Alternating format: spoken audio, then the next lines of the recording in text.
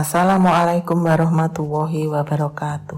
Untuk adik-adik mahasiswa manajemen keuangan yang saya cintai, pada pertemuan ketiga kita membahas mengenai rasio keuangan. Rasio keuangan merupakan suatu alat dalam menganalisa dan mengukur kinerja perusahaan dengan menggunakan parameter kondisi atau data keuangan perusahaan tersebut. Data-data keuangan tersebut biasanya diambil dari laporan keuangan yang ada seperti neraca, laporan laba rugi, dan laporan arus kas.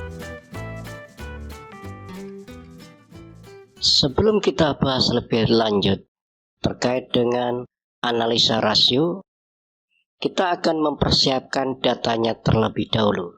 Silakan dibuka browsernya. Selanjutnya silakan diketik alamatnya, yaitu idx.co.id. Tekan enter. Selanjutnya dari menu yang ada silakan pilih perusahaan tercatat. Selanjutnya pilih laporan keuangan dan tahunan. Jenis laporan yang kita kendaki adalah laporan tahunan. Kemudian kita masukkan kodenya. Misalnya di sini kodenya adalah AALI atau Astra Agro Lestari. Silakan diklik. Kemudian kita pilih tahunnya. Misalnya kita memilih tahun 2017. Silakan diklik. Klik cari. Geser ke bawah. Laporan yang Anda maksud sudah diperoleh. Silakan diklik AALI Annual Report tahun 2017. Data yang Anda peroleh bukan sekedar laporan keuangan, namun ini merupakan annual report yang menggambarkan kinerja dari Astra Agro Lestari selama 1 tahun. Silakan geser ke bawah untuk memperoleh laporan keuangannya. Oke, kita peroleh laporan keuangannya, yaitu untuk tahun 2017. Demikian sekilas untuk mencari data laporan keuangan dari perusahaan yang tercatat di Bursa Efek. Selanjutnya akan kita bahas analisa rasio dengan menggunakan data keuangan tersebut. Terdapat bermacam-macam jenis rasio, namun pada kesempatan ini kita hanya akan membahas yang pertama, rasio likuiditas, yang kedua, rasio profitabilitas, dan yang ketiga, rasio leverage. Rasio yang pertama yaitu rasio likuiditas. Rasio ini menggambarkan kemampuan perusahaan dalam memenuhi kewajiban finansial jangka pendek. Perusahaan dikatakan liquid jika perusahaan tersebut mampu memenuhi seluruh kewajiban jangka pendeknya dengan menggunakan aktiva lancar. Untuk mengukur rasio ini dapat digunakan yang pertama, current ratio atau rasio lancar. Rasio ini mengukur kemampuan perusahaan dalam membayar kewajiban jangka pendeknya dengan menggunakan aktiva lancar yang tersedia. Rasio yang kedua yaitu quick ratio atau rasio cepat. Merupakan rasio yang menunjukkan kemampuan perusahaan dalam memenuhi kewajiban lancarnya dengan aktiva lancar tanpa memperhitungkan nilai persediaan. Nilai persediaan tidak dipertimbangkan karena untuk menjadi uang, persediaan harus dijual terlebih dahulu. Rasio yang ketiga yaitu cash ratio.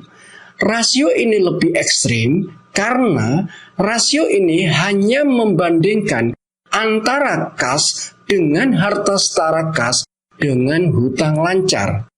Yang dimaksud dengan kas adalah uang perusahaan yang disimpan di kantor dan di bank dalam bentuk rekening koran.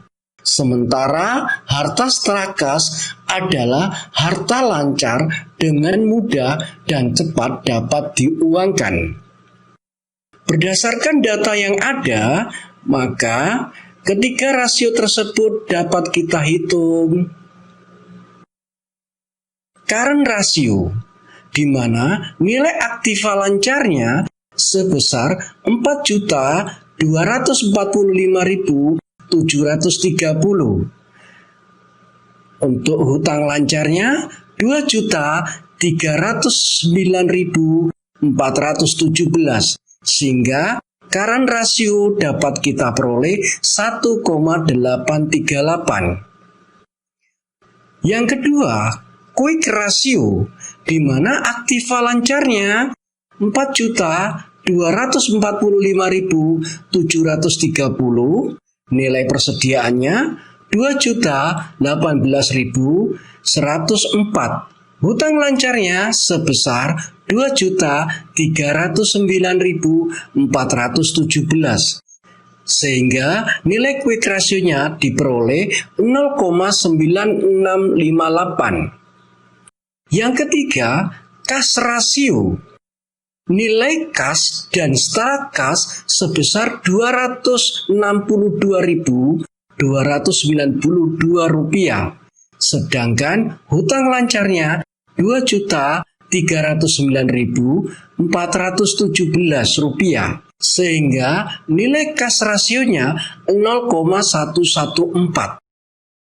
Rasio yang kedua yaitu rasio profitabilitas. Rasio ini juga disebut dengan rasio rentabilitas, di mana rasio ini menggambarkan kemampuan perusahaan dalam memperoleh laba. Rasio ini sering mendapatkan perhatian khusus dari para investor, karena rasio ini memberikan gambaran tingkat efektivitas perusahaan dalam menjalankan usahanya. Terdapat beberapa jenis rasio profitabilitas, yaitu profit margin, gross profit margin, net profit margin, return on investment, return on asset, dan return on equity. Namun, pada kesempatan ini, saya hanya membahas profit margin, gross profit margin, dan net profit margin.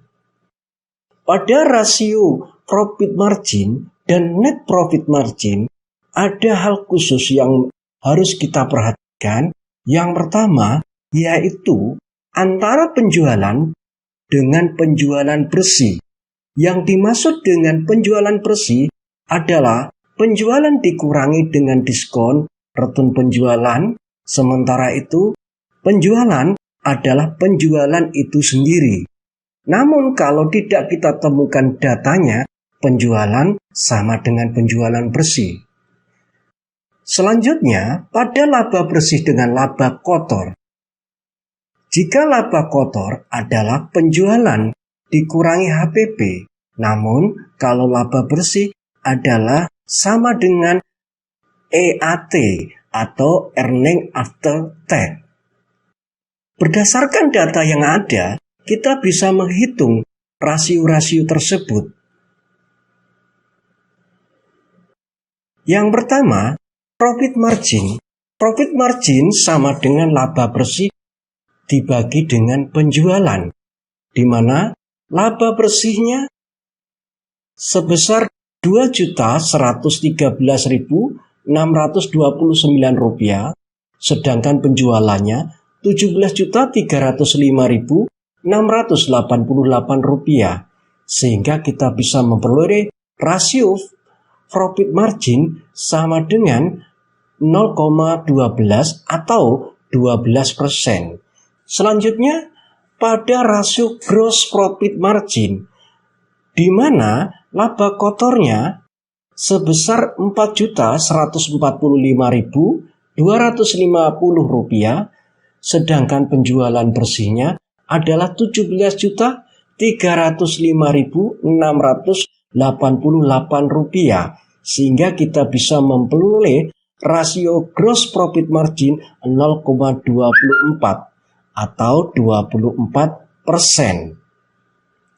pada rasio net profit margin, laba bersih setelah pajak atau EAT di sini adalah sebesar Rp2.113.629, sedangkan penjualan bersihnya adalah Rp17.305.688, sehingga kita bisa memperoleh net profit marginnya adalah 0,12 atau 12%. Rasio berikutnya adalah rasio leverage atau solvabilitas rasio. Rasio ini mengukur kemampuan perusahaan dalam memenuhi kewajiban keuangan dalam jangka pendek serta jangka panjang jika terjadi likuidasi atau pembubaran perusahaan. Perusahaan dinyatakan solvent jika perusahaan tersebut memiliki aktiva atau kekayaan yang lebih besar daripada seluruh hutang-hutangnya. Untuk mengukur rasio tersebut dapat dipergunakan yang pertama, total debt to total asset ratio atau debt ratio. Rasio ini menunjukkan sejauh mana utang dapat ditutupi oleh aktiva. Semakin kecil rasio ini, semakin aman atau solvent. Yang kedua, DER atau debt to equity ratio. Rasio ini menunjukkan perbandingan antara total hutang terhadap ekuitas.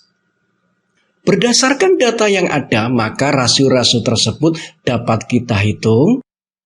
Untuk memperoleh data total hutang dan ekuitas, kita buka neraca sisi Fasipanya, di mana total hutang diperoleh sebesar Rp6.098.988, sedangkan ekuitasnya Rp18.536.438, sehingga debt to equity ratio diperoleh 0,3452 atau 34,52%.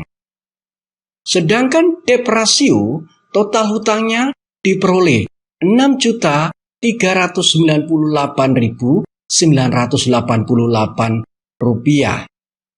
Untuk memperoleh data total aktiva, kita buka neraca sisi aktiva, di mana total asetnya diperoleh Rp24.935.426, sehingga debt ratio diperoleh sebesar 0,2566 atau 25,66%.